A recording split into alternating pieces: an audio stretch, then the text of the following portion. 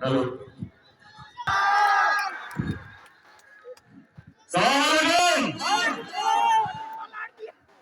ভালো আছেন?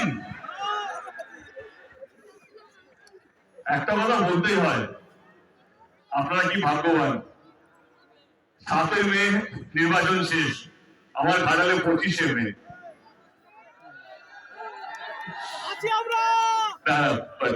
আমরাও ভাগ্যবান।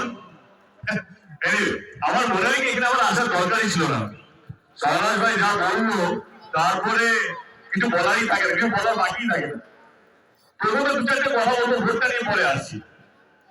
রাজনীতির মধ্যে আছি দিদির হাত ধরে।